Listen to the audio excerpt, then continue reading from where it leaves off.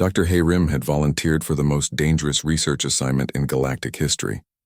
She sat in a specially built chamber aboard the research vessel Harmony, her head connected to bio-interface cables that would allow direct communication with the Devourer collective consciousness. "Are you sure about this?" asked Dr. Wansik, monitoring her vital signs. Previous attempts at deep hive mind contact have caused permanent brain damage. Hayrim was Earth's leading expert on alien psychology. She had spent months studying the biopatterns of captured Devourer specimens. "We need to understand why the hardliner faction refuses to cooperate. There has to be something we're missing." When the connection activated, Hayrim's consciousness was pulled into the vast network of the Devourer hive mind. But instead of the chaotic feeding frenzy she expected, she found herself experiencing memories that were millions of years old. She saw the Devourer's original galaxy in its prime, a beautiful spiral of stars, filled with bioships that lived in harmony with the cosmos. They had been gardeners of space, helping young planets develop life and guiding the evolution of countless species. Then came the darkness. The Void Eaters arrived like a plague, consuming not just matter and energy but the very fabric of space itself. The Devourers watched helplessly as their garden galaxy died star by star, planet by planet. "We were creators." The hive mind spoke directly into Hayrim's thoughts. "We gave life to dead worlds. We nurtured civilizations. Then the hunger came, and we became what we fought against." Through the mental link, Hayrim experienced the Devourer's desperate transformation. To survive the journey between galaxies, they had been forced to become consumers instead of creators. They had eaten their own dead to fuel their escape ships. They had sacrificed everything they once were to preserve some fragment of their species. "You don't want to consume this galaxy," Hayrim realized. "You want to recreate your lost home?" "Yes, but we have forgotten how to create. We only remember how to consume." The hardliner nodes believe consumption is our only path to survival. When Hayrim disconnected from the interface, she was crying. The horror of what the Devourers had experienced was beyond anything she had imagined. They were not monsters. They were traumatized survivors who had lost their way. Admiral Jun Ho called an emergency meeting of all fleet commanders. He was a practical man who had spent his career making difficult decisions. But the information from Dr. Hayrim's contact session challenged everything he thought he knew about the war. "They were peaceful gardeners," Hayrim reported to the assembled leaders. "The consumption behavior is learned trauma response, not their natural state. They're trying to rebuild their lost civilization the only way they remember how." Thylex's crystal form flickered with confusion. "You are saying they do not wish to destroy us?" "They don't even realize we're truly alive," Hayrim replied. "To them, we're just complex patterns of matter and energy. They have no concept that other species can think and feel the way they do." Captain Suman, Earth's top diplomatic officer, leaned forward. "Can we teach them? Can we show them how to create instead of consume?" "It would require fundamental changes to their entire species' psychology," Dr. Wansik warned. "The risk of failure is enormous." "The risk of not trying is worse," Admiral Junho replied. "If we can't find a peaceful solution, we'll have to destroy them completely. That means committing genocide against traumatized refugees." The diplomatic mission that followed was unlike anything in galactic history. Captain Sumin led a joint team that included representatives from every Deathworld species and several Galactic Council races. Their goal was to make direct contact with the moderate Devourer faction and teach them alternative survival strategies. Dr. Chang Wu, Earth's leading terraforming expert, had developed a revolutionary proposal. Instead of consuming inhabited worlds, the Devourers could help create new worlds. Their bioships had the ability to break down matter and rebuild it in new forms. With proper guidance, they could transform dead planets into garden worlds. "Think of it as reverse consumption," Chang Wu explained to the moderate Devourer nodes through the biointerface. "Instead of taking life away from worlds, you give life to worlds that never had it." The concept was difficult for the Devourers to understand at first. Their collective memory only contained millions of years of consumption and destruction. But slowly, with patient teaching from the Deathworlder Alliance, some nodes began to remember their ancient role as creators. The first test took place in the Proxima Void, a region of space filled with dead asteroid fields. Working together, human terraforming ships and moderate Devourer biovessels, began transforming the lifeless rocks into the foundation of a new world. The Devourers provided the biological materials and energy manipulation. The humans provided the planning and coordination. The Kitherans contributed volcanic heat to jumpstart geological processes. The Njords added water ice and atmospheric gases. Within weeks, a new planet was taking shape. It was not beautiful by normal standards, more like a construction site than a garden world. But it was proof that creation was possible. The success of the terraforming project caused a split in the moderate Devourer faction. Some nodes embraced the new role as creators and began working eagerly with the Alliance. Others remained skeptical, fearing that abandoning consumption would leave them vulnerable to the approaching Void Eaters. But the Hardliner faction saw the terraforming project as a betrayal of everything their species had become. Led by an ancient queen node called the Prime Hunger, they declared war not just on the Galactic Council, but on the moderate Devourers as well. Consumption is strength, the Prime Hunger broadcast across all Devourer communication channels. Creation is weakness. The Soft-Worlders have poisoned our purpose with their alien thoughts. The Civil War intensified dramatically. Hardliner bioships began attacking not just inhabited worlds, but also the new terraforming projects. They saw the cooperation between species as a disease that threatened Devourer survival. Commander Hai-Young found herself leading mixed squadrons of human fighters and small Devourer bioships against much larger Hardliner vessels. The battles were brutal and chaotic, with bioships literally consuming other bioships while Deathworlder vessels tried to protect their allies. "This is insane," reported Captain Jin Woo after a particularly violent engagement. "We're fighting alongside creatures that were eating planets just months ago to protect them from other creatures of the same species." "Welcome to Deathworld diplomacy," Admiral Junho replied grimly. "Sometimes making peace is more dangerous than making war."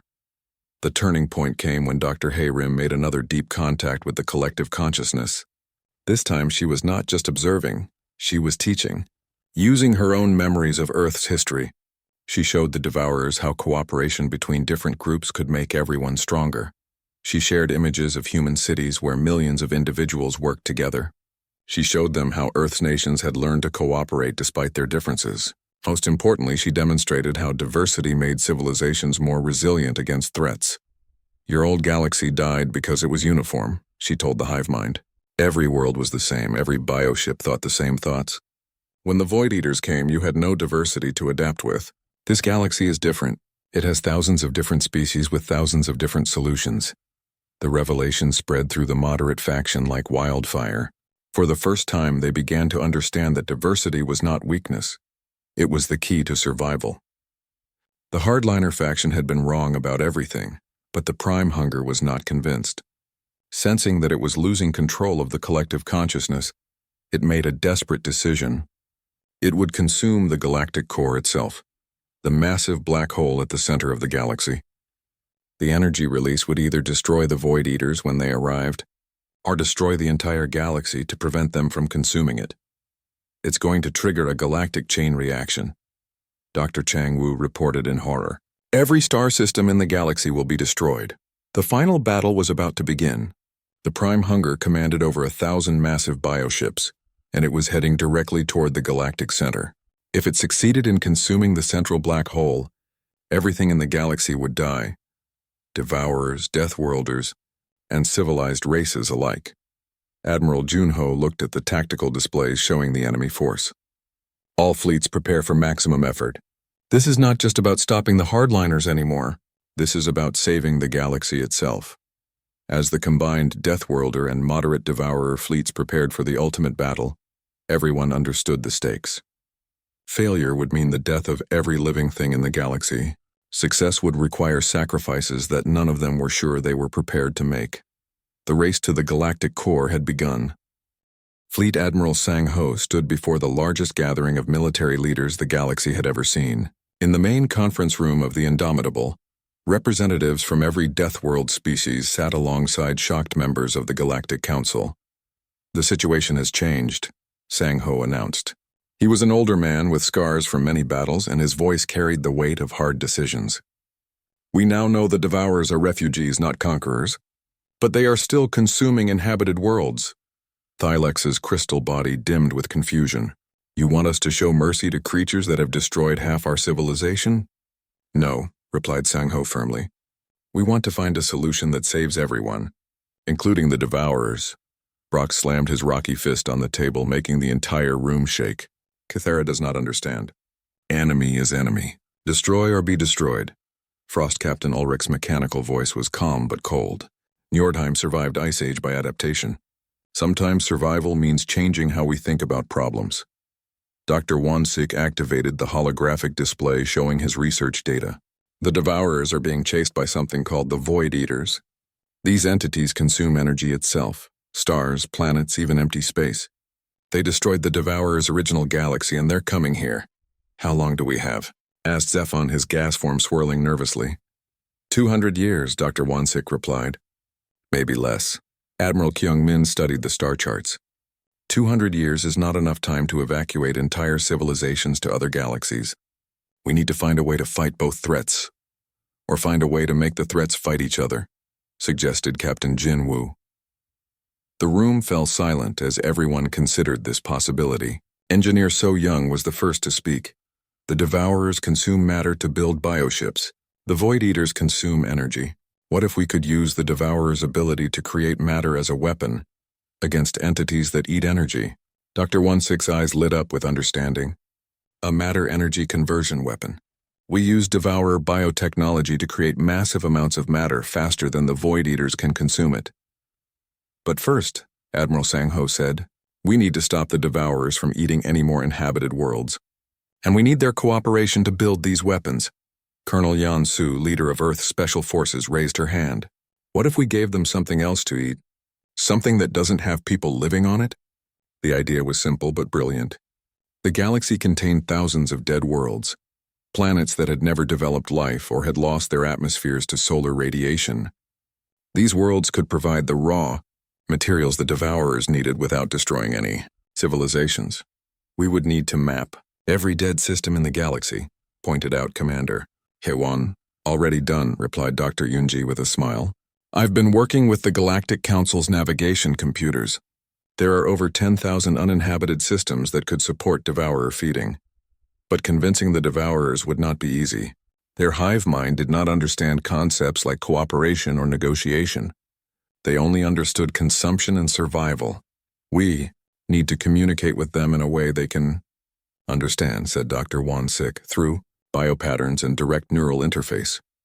Captain Da-Yun volunteered for the most dangerous mission of her career. Using a modified fighter equipped with biointerface technology, she would attempt to make direct mental contact with a Devourer hive node.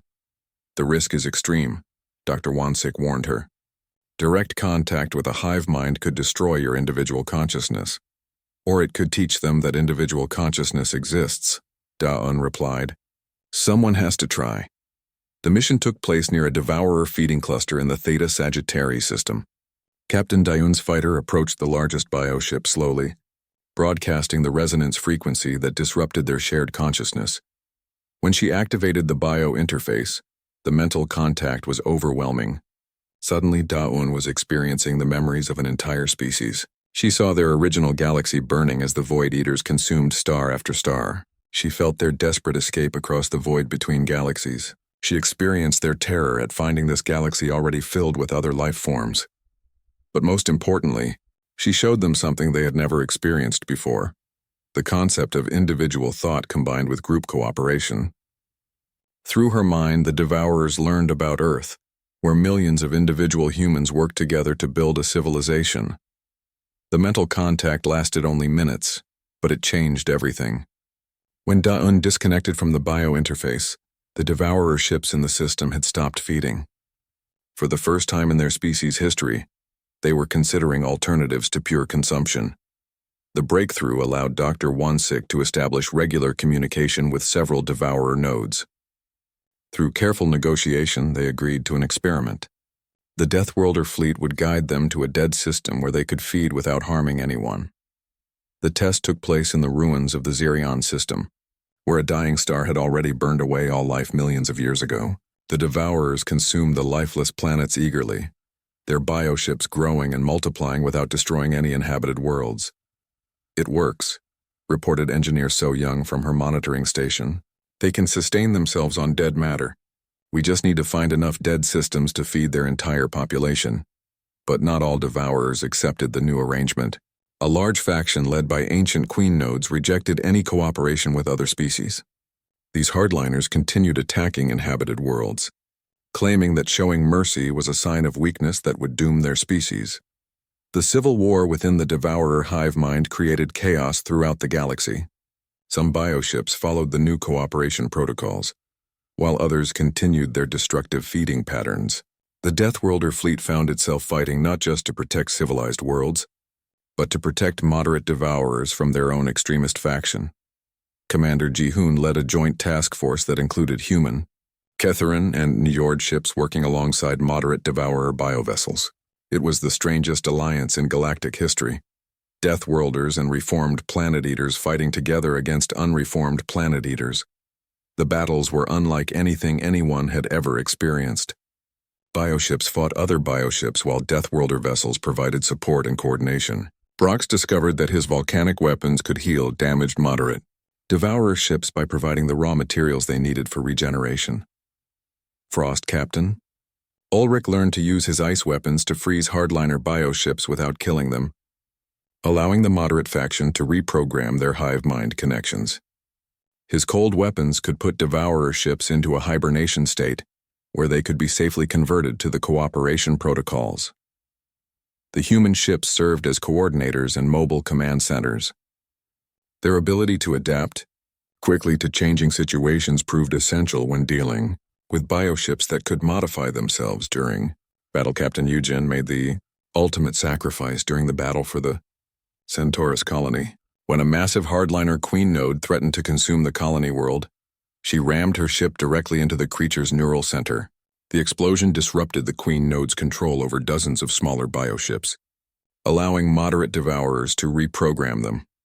Her sacrifice demonstrated something that the devourers had never encountered: the willingness to die to protect others, even others of different species. The concept of self-sacrifice for the greater good spread through the moderate faction like wildfire, strengthening their resolve to find peaceful solutions.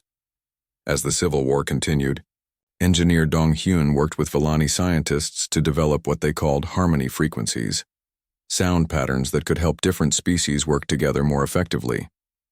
These frequencies could calm aggressive bioships and make communication between different species easier. The Deathworlder alliance was evolving into something new, a true multi-species cooperation that included not just the original 3 Deathworld races, but also reformed devourers and various Galactic Council species. They were learning to combine their different strengths in ways that none of them could have achieved alone. But the clock was still ticking. Every day spent fighting the Devourer Civil War was a day lost in preparing for the arrival of the Void Eaters. The galaxy needed unity, and it needed it quickly. The hardliner faction's next move would determine whether the galaxy would face the ultimate threat as a united force, or as scattered, weakened survivors of an ongoing civil war. The combined Deathworlder fleet arrived at the Gamma Centauri system to find a nightmare. Commander Ji-hoon watched through the viewing screen of his ship as massive biovessels the size of cities fed on a moon. The moon was dying, its surface stripped away layer by layer. "How big are those things?" asked his weapons officer. "Sensors show the largest one is 30 kilometers long," Ji-hoon replied. "And it's growing as it feeds." The Devourers looked like a combination of machine and living creature. Their ships had hulls that moved like skin, covered with what looked like mouths and eyes. Long tentacles reached out from the ships to grab chunks of rock and metal, pulling them into grinding maw-like openings. Captain Da-yun flew her fighter squadron closer to get better readings.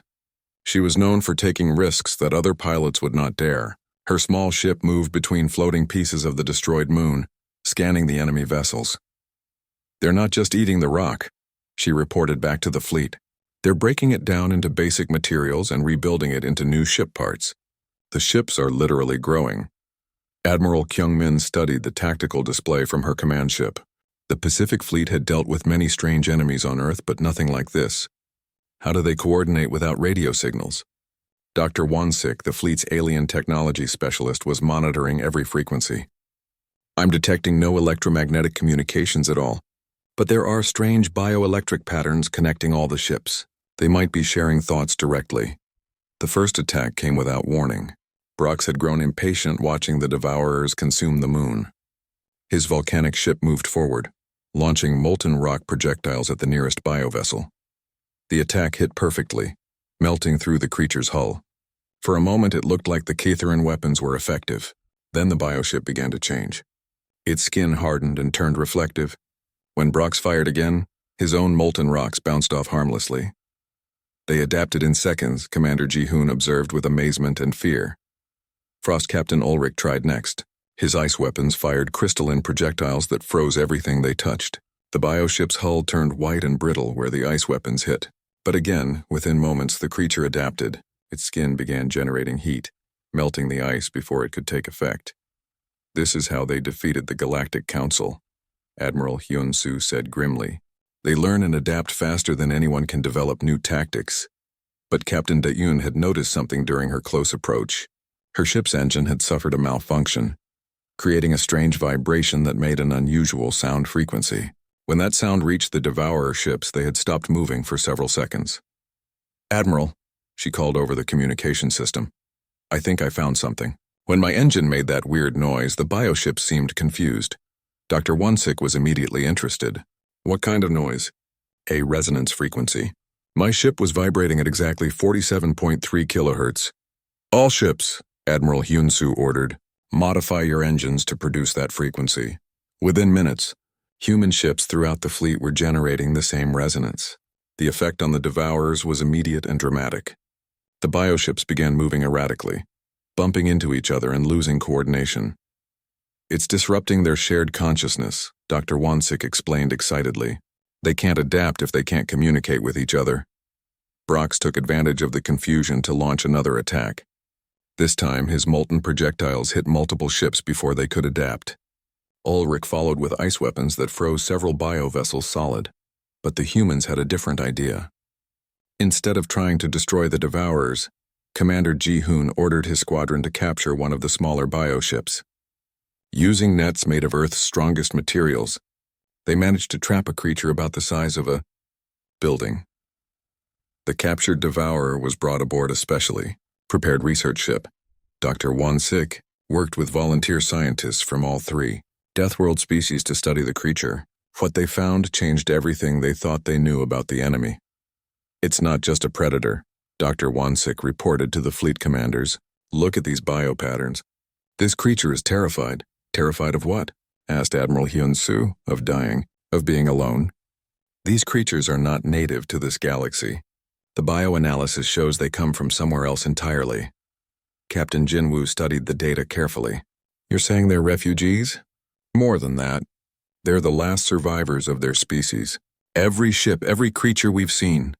They're all that's left of an entire civilization." The implications were staggering. The Devourers were not conquering the galaxy for pleasure or expansion. They were trying to survive by rebuilding their lost homeland using the materials from consumed worlds. "But why don't they just ask for help?" wondered Engineer So Young. Dr. Wonsik pointed to the bioscans. "Because they can't. Their evolution went in a different direction than ours. They never developed individual consciousness the way we did. They only exist as part of a hive mind. The concept of cooperation with other species is impossible for them to understand." The research revealed more disturbing facts. The Devourers had consumed their original galaxy trying to escape from something even worse. The biopatterns showed memories of vast empty spaces that destroyed everything they touched. "They're running from something," Dr. Wonsik concluded. "Something that eats energy itself, not just matter. They came here because our galaxy was the only place they could reach." Admiral Kyung-min looked at the tactical display showing thousands of Devourer ships throughout the galaxy. "So they're not evil. They're just trying to survive the only way they know how. Which doesn't make them less dangerous," Admiral Hyun-soo pointed out. "They've still consumed billions of innocent lives." The captured Devourer suddenly began generating new biopatterns. Dr. Wonsik quickly analyzed the signals. "It's trying to communicate," he said with excitement. The resonance frequency disrupted its connection to the hive mind, just enough that it developed a tiny bit of individual awareness. Through careful work with the translation systems, the researchers managed to establish basic communication with the creature. What it told them was both hopeful and terrifying. The main hive mind was not aware that other species could think and feel. To the devourers, consuming other life forms was like eating plants. They had no idea they were destroying intelligent civilizations. But the creature also revealed something worse. The force that had destroyed their original galaxy was still following them. It moved slowly between galaxies, but it was coming. If it reached this galaxy, nothing would survive. Not the Devourers, not the Deathworlders, not any form of life at all. How long do we have? Captain Jinwoo asked. The creature's biopatterns shifted to show a time measurement. Dr. Wonsik calculated the conversion. Approximately 200 Earth years, he said quietly. The Deathworlder fleet now faced an impossible choice. They could destroy the Devourers and save the current galaxy's civilizations, but that would leave everyone defenseless when the real enemy arrived. Or they could try to find a way to work with creatures that didn't understand cooperation. Commander Ji-hoon looked at the dying moon on his viewing screen. Half of it was already gone, consumed to feed the Devourer ships. But now he understood that those ships weren't just weapons of destruction. They were arcs carrying the last survivors of a dead galaxy. "Admiral," he said, "I think we need a completely new plan." The war against the Devourers had just become something much more complicated. The Deathworlders would have to find a way to save two civilizations, the one being consumed and the one doing the consuming. And they would have to do it before something even worse arrived to destroy them all. In the distance, more Devourer ships were arriving at the system. But now the Deathworlder fleet saw them differently. They were not just facing mindless monsters. They were facing desperate refugees with nowhere else to go. Thylex could not believe what he was seeing through the viewing screens. The Deathworld species had actually responded to the call for help. But these were not the primitive warriors he had expected. The human ships arriving at the meeting point looked like metal predators. They moved in perfect formation, each one the size of a small city. Their hulls were smooth and dark, covered with weapons that Thylex did not recognize. This was technology that matched or even exceeded the Galactic Council's best designs. "How many ships are there?" asked Zephon, his gas form swirling with amazement. "Sensors show over 2,000 vessels," replied the ship's computer. "Each one appears to be heavily armed." Captain Jinwoo of the flagship Indomitable received permission to dock with the council ship. He was a calm man with steady hands and eyes that missed nothing. As he walked through the docking tube, he carried a translation device that Dr. Tejo had built, using the alien message data. Thylex met the human captain in the main meeting room. The crystal being had expected to tower over the primitive Deathworlder. Instead, Jinwoo stood tall and confident, showing no fear of the strange alien environment. "I am Captain Jinwoo of the Earth Defense Force," the human said through the translator. "We received your message and came to help." "You came very quickly," Thylex replied, still amazed. "And with many ships." "We expected something different," Jinwoo smiled. "You expected primitive savages with stone weapons? We expected survivors from harsh worlds. But your technology is very advanced. Harsh worlds make strong people. Strong people build good tools." Admiral Kyungmin arrived on the second day with the Pacific Fleet. She was a small woman with silver hair and a reputation for solving impossible problems. When she saw the Galactic Council's energy weapons, she immediately called for Engineer So Young. So Young was barely 30 years old, but she could understand any machine after looking at it for a few minutes. She examined the Florian energy cannon and started drawing diagrams. "This design is good, but it wastes too much power," she told the amazed Florian engineers. "If we change the crystal alignment here and add cooling systems here, we can triple the power output." Within 6 hours, So Young had modified a human ship to carry Florian weapons. The energy output was 3 times stronger than the original design. The Florian engineers could not understand how the human had improved their centuries-old technology so quickly. On the 3rd day, ships from Kythera arrived. The rock creatures called Kytherans flew vessels that looked like flying mountains. Their ships were covered in what looked like armor made from volcanic rock. The leader was named Brox, and he stood 12 feet tall with skin that glowed like molten lava. "Humans," Brox said in a voice like grinding stones. "Your message said you needed warriors." "We need allies," replied Admiral Hyunsu. "Warriors who can work together." The Kytherans had never worked with other species before.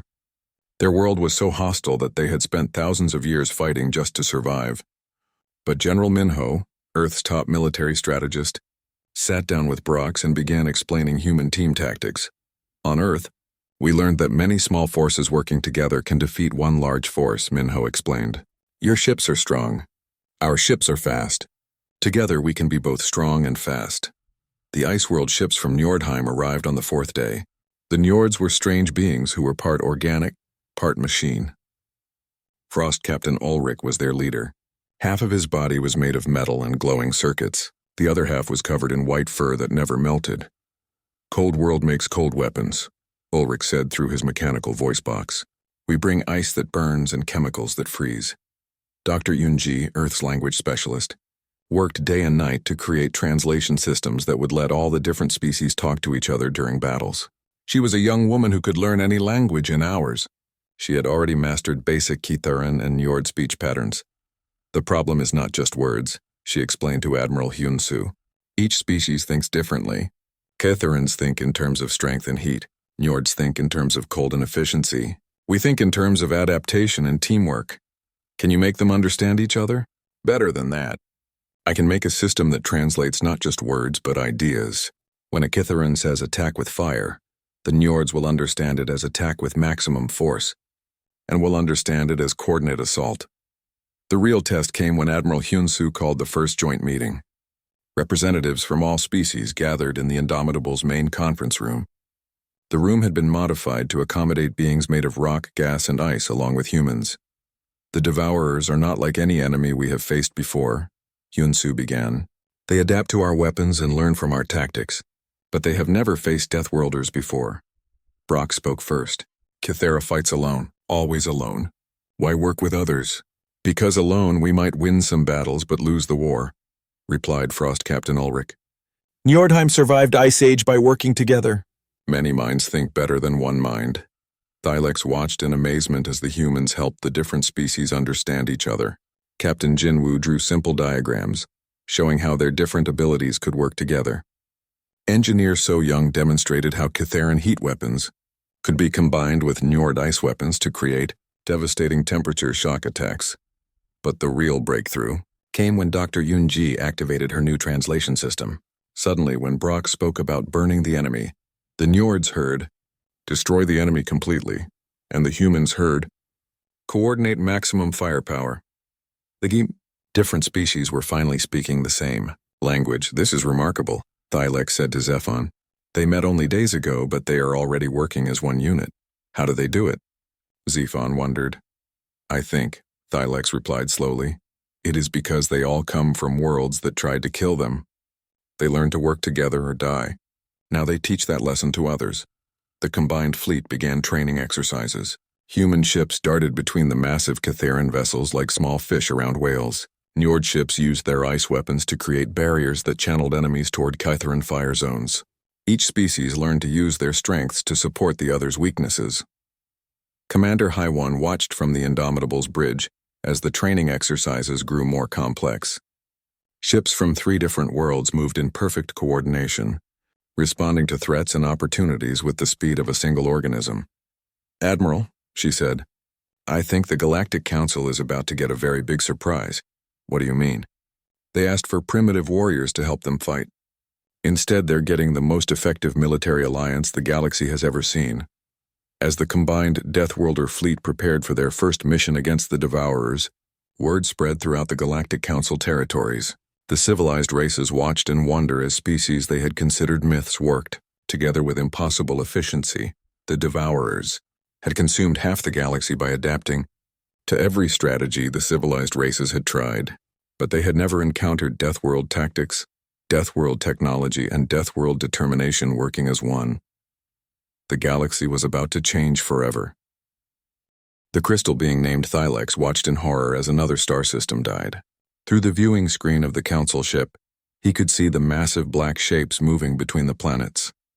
They looked like giant insects made of metal and flesh. These were the Devourers, and they were eating everything. How many more systems have we lost? Asked Thylex. His crystal body glowed with fear. 12 more in the last cycle, replied Zephon, a gas creature that floated in a special container. They consume everything.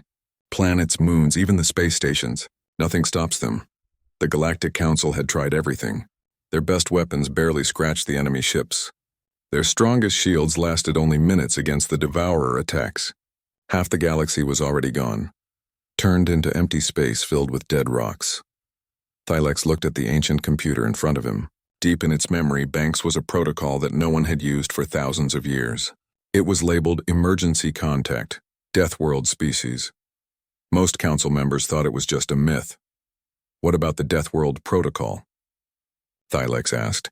Sephin's gas form swirled with confusion. You mean the old stories? About species that come from impossible worlds? Yes. Worlds so dangerous that only the strongest beings could survive on them. The other council members had always laughed at these stories. They said no species could survive on worlds with poisonous air, deadly weather, and dangerous animals. But Thylex was desperate. The Devourers would reach the council homeworlds in less than 50 cycles. We have no choice, Thylex said. He activated the ancient beacon. The signal traveled across space, reaching worlds that most civilized beings thought were empty. It carried a simple message: help us. Our galaxy is dying. We need species strong enough to fight the impossible. On a blue and green world called Earth, Admiral Hyun-Soo was drinking coffee in his office when the message arrived. He was a tall man with gray hair and tired eyes. As head of the United Earth Defense Force, he spent most of his time dealing with small conflicts between Earth nations. The message appeared on his screen in strange symbols that his computer slowly translated. As he read it, his coffee grew cold. Sir? His assistant knocked on the door. President Soo-jin wants to see you immediately. Hyun-Soo grabbed his uniform jacket and hurried to the emergency meeting. President Soo-jin was a small woman with sharp eyes. She was standing in front of a huge screen showing star maps. Have you read the message? She asked. Yes, ma'am. It seems like a call for help from aliens. But it could be fake. Soo-jin shook her head. Dr. Taeho has analyzed the signal. It's real. And the technology behind it is far beyond anything we have. Dr. Taeho was Earth's best scientist when it came to studying possible alien life. He was a thin man with thick glasses who always looked worried. Today he looked terrified. The message includes data about their enemy, Taeho said. These devourers are not just conquerors. They eat entire worlds. If they finish with this galaxy, they might come here next. President Soo-jin turned to Admiral Hyun-Soo. What ships do we have ready? Ma'am, if you're thinking about sending help, we only have our local defense fleet. Maybe 200 ships total. Soo-jin smiled, but it was not a happy smile. Admiral, it's time to tell you about Project Deep Guard. Hyun-Soo felt confused. He thought he knew about all of Earth's military projects. 3 years ago, we detected signs that we might not be alone in the universe. Soo-jin continued. We started building ships designed for deep space war. We now have over 2,000 vessels ready for combat. The Admiral's mouth fell open. 2,000 ships? Where are they? Hidden in the asteroid belt. Each one is equipped with the best weapons and shields we can build.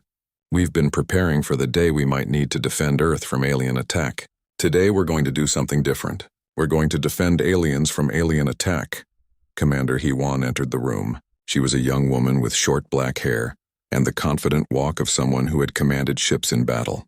President Soo-jin, the fleet commanders are ready for your orders. How long to reach the coordinates in the alien message? Soo-jin asked. 60 days using our fastest hyperspace drives, Hee-won replied. Do it. Take our best ships and our best crews. Show these aliens that Earth doesn't ignore calls for help. Meanwhile, the same message was being received on other worlds. On the volcanic planet Kythera, creatures made of living rock read the signal through heat sensors. Their world was covered in lava flows and poisonous gas clouds. Only the strongest had survived millions of years of constant volcanic activity. On the ice world Njordheim, cybernetic beings who had replaced most of their organic parts with machines received the message. Their planet was so cold that normal life was impossible. They had survived by becoming part machine, part living creature. All across the galaxy, species that lived on impossible worlds were getting the same message. For the first time in galactic history, the Deathworlders were being asked to save the civilized worlds. Back on Earth, Admiral Hyun-Soo stood in the command center of the flagship Indomitable. Captain Jin-woo was busy preparing the ship for its first journey to another galaxy. The crew moved with practiced efficiency, checking weapons, shields, and life support systems. Sir? Jinwoo said. Are you sure about this? We're going to help aliens fight other aliens. We don't even know if the ones asking for help are the good guys. Hyunsu looked at the star map showing their destination. Captain, if these devourers really eat entire worlds, then it doesn't matter who's good or bad. If we don't stop them there, they might come here next. As the human fleet prepared to jump to hyperspace, none of them knew that they were about to shock the entire galaxy. The Galactic Council expected primitive warriors with crude weapons. Instead, they were about to meet Earth's finest military force, equipped with technology that would surprise everyone. The Admiral gave the order, and 2,000 human ships disappeared into hyperspace, racing toward a war that would change the galaxy forever. Behind them, Earth continued its normal day, unaware that their defenders were about to become galactic legends. In the empty space between stars, the message continued to spread, reaching more Deathworlds and more impossible species. The galaxy's most civilized races had asked for help from its most dangerous inhabitants. Soon they would learn exactly what they had unleashed.